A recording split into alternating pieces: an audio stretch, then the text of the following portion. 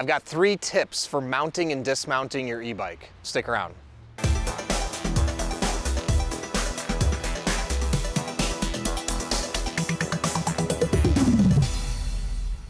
Hey everyone, I'm Dustin. I've got nearly 20 years experience in the bike and e-bike industry, and today I'm gonna give you 3 tips for mounting and dismounting your e-bike. But before I get into it, hit the subscribe button below, stay in touch with us here at 630. Be the first to know about all the new content we're putting out, giveaways we're doing, and of course, new product releases. All right, right here, I've got the simple step-through e-bike from 630. You can find this linked in the description below, also linked in the corner of the video. And I've got this product here today because this is a very simple electric bike to mount and dismount. And if you don't have a step-through e-bike and you have trouble mounting and dismounting, this is a great way to go with a very low step-through. This has only 11-inch height right here to get your foot through and step over the frame. But I want to give you 3 tips to safely mount an e-bike. So let's get into it. Okay, tip number 1, and this seems like maybe a no-brainer to a lot of you, but always have your motor off when mounting or dismounting your e-bike. The reason this is so important is if your e-bike has a throttle in particular, you want the e-bike off when you're getting on and getting off. Now, when you have it in the off here, get on and don't turn it on until your kickstand is up and you're safely ready to ride and you're in your riding position. At this point, you can turn your motor on and prepare to start riding. I've seen countless times where people will touch the throttle, whether it's a twist or a thumb throttle, while they're getting on. Just make sure it's off. Or they might accidentally turn the pedals to get them in a position they want for riding, and all of a sudden the motor's on and the pedal assist kicks in. So tip number 1 is always keep your motor off when mounting and dismounting. Now, sometimes this is something you may forget when you're coming to a stop. So when you come to a stop, just try to make the habit of the first thing you do, turning the power off. So, very important to stay safe. Now, tip number 2 is mount your bike by stepping through the frame. Now, if you can't mount it and your bike doesn't have a low enough step through, I'm gonna give you a bonus tip to mount with your leg from the rear. But ideally you can mount by stepping through and sliding onto your frame. So I much prefer to mount that way, but if you can't get your leg or foot high enough here, then I would say don't force your leg this way, because if you have a higher step over frame, it could be a little bit awkward to have to raise your leg like this as well. So in some situations, it could be safer to do this. However, again, I prefer a step-through frame over everything. Now, if you're gonna mount with the rear leg swing, you want to make sure your brakes are engaged and the motor is off. Very important to have the brakes engaged so your bike can't move. If you're mounting like this and all of a sudden you push forward, your bike may roll forward while you're trying to mount the frame. So keep your brakes engaged. I always use the habit of both brakes. From here now, you can lean forward, right? Put your chest down a little bit, and that's actually gonna elevate your leg a little bit easier. So you don't have to necessarily lift your leg like this. If you pull your brakes and just bring your chest down a little bit, it can bring your leg up naturally on its own, which will create a little less work for your hips.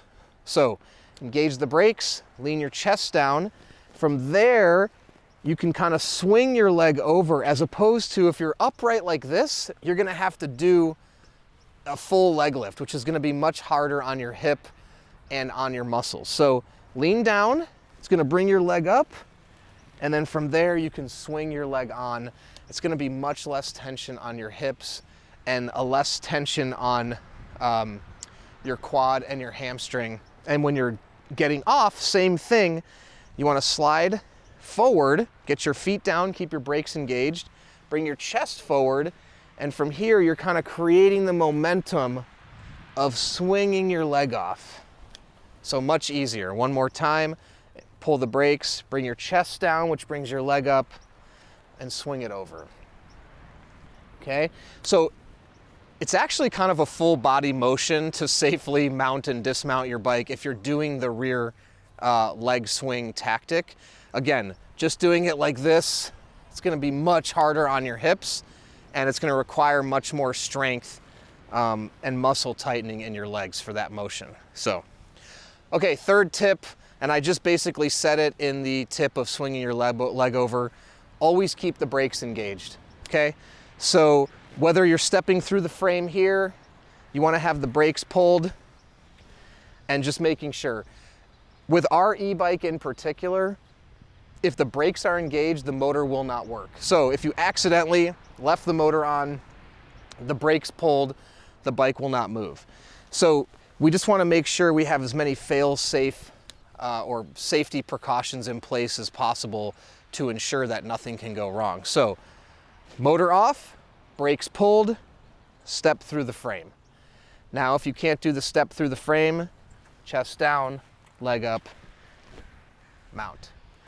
So those are my 3 tips. Number 1, motor off. Number 2, brakes always engaged.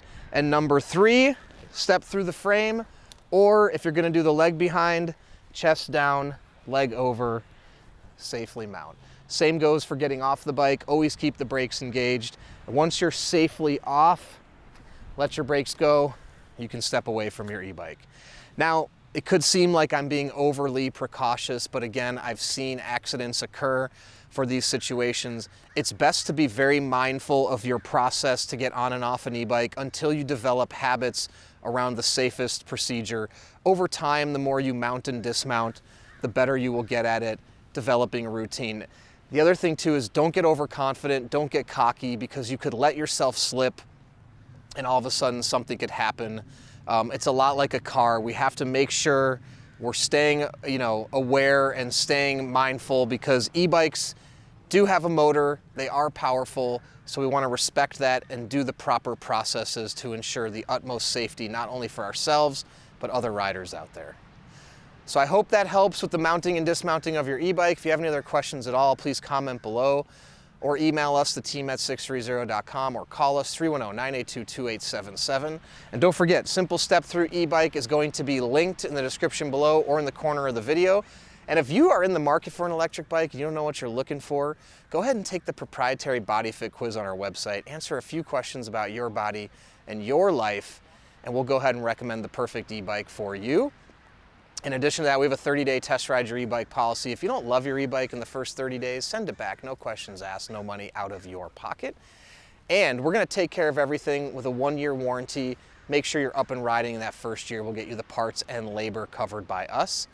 Lastly, join our Facebook group, the 630 Pedalers. There's thousands of our members in there already. You can talk to them in advance of making a purchase to get comfortable with spending money on your e-bike. Then once you have your e-bike, post in the group, make friends, it's tons of fun, and you can download our app and track your rides on there. It is so much fun. So thank you for sticking around, and don't forget, it's your journey or experience. Enjoy the ride.